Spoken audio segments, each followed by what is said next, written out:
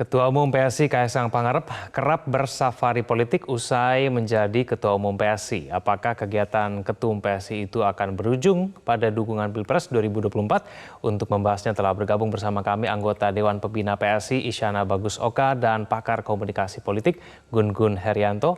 Mbak Isyana dan Mas Gun Gun, selamat sore. Terima kasih atas waktunya.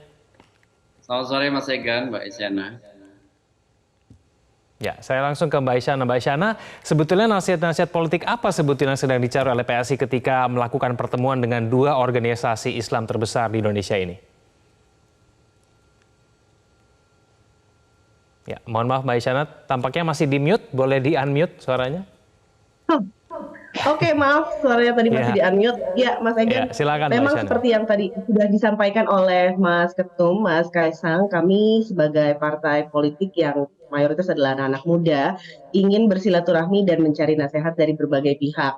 Karena tentu saja dukungan dan nasihat dari berbagai organisasi tentu saja sangat dibutuhkan oleh PSI dalam rangka kemajuan PSI ke depannya. Kurang lebih sebetulnya seperti itu dasarnya. Kaisang mengatakan sendiri ada meminta nasihat berpolitik santun. Kenapa kemudian PSI merasa perlu untuk meminta cara berpolitik santun kepada pimpinan organisasi Islam terbesar di Indonesia ini, Mbak Isyana? Ya, kalau kita ketahui bahwa salah satu yang disampaikan Mas Kaisang dalam pidatonya pada saat dilantik menjadi Ketua Umum PSI adalah Mas Kaisang ingin agar politik ini menjadi lebih gembira, santun, dan santuy. Mungkin di masa lalu ada yang beranggapan bahwa selama ini politik yang dilakukan oleh kader-kader PSI ada pernyataan-pernyataan pribadinya yang mungkin belum mencerminkan suasana politik yang damai, santun, dan santuy. Inilah yang kemudian ingin diharapkan dapat dilakukan oleh seluruh kader dan pengurus PSI ke depannya dengan melakukan sebuah politik yang gembira, santun, dan santuy tadi. Oke, saya ke Mas Gun Gun. Mas Gun Gun, dari sudut pandang komunikasi Mas Gun Gun, apa alasan kemudian Kaisang Pangarep dengan cepat melakukan safari politik ini? Ya, ini strategi komunikasi dalam konteks pengakuan publik ya. Karena apa? Karena muncul persepsi bahwa proses transisi Kaisang menjadi ketum itu kan instan ya, sehingga kemudian tentu butuh strategi komunikasi yang cepat, terutama dengan dua orientasi. Pertama itu orientasinya adalah dengan berkomunikasi dengan halayak-halayak kunci melalui tokoh-tokoh kunci.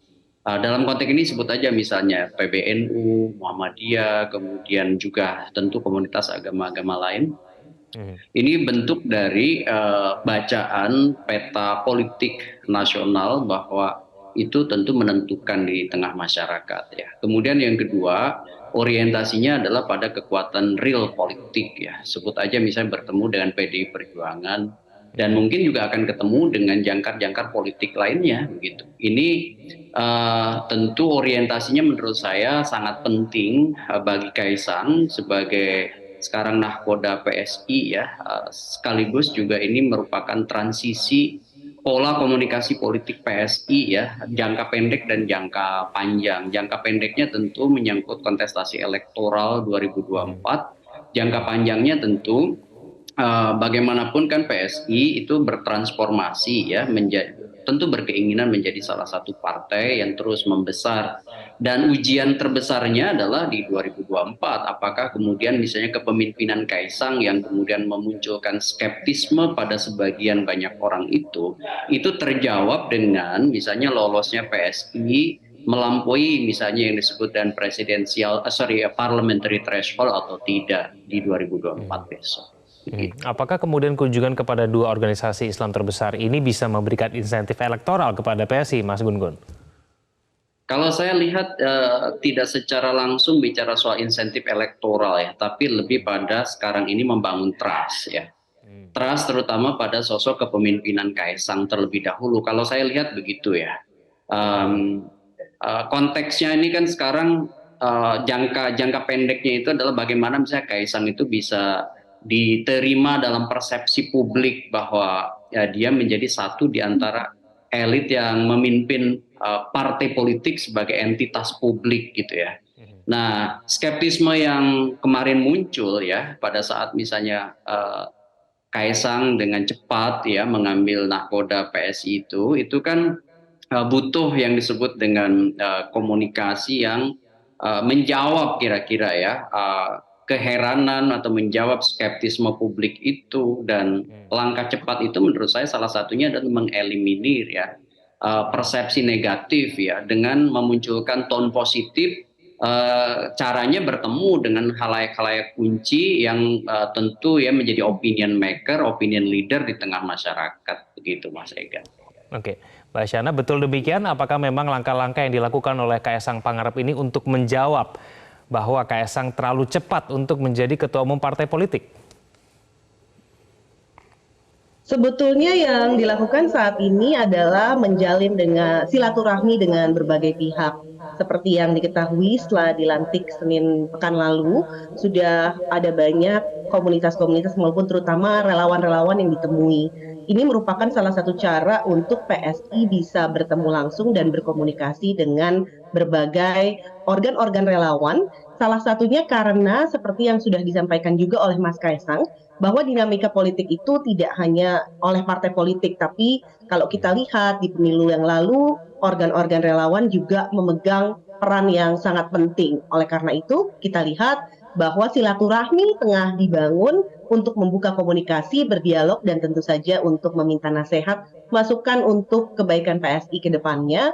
Dan sekaligus yang paling utama bersilaturahmi sebagai ketua umum yang baru dengan organisasi relawan, kemudian juga dengan berbagai lembaga, dan juga kemarin dengan PDI Perjuangan sebagai salah satu partai politik.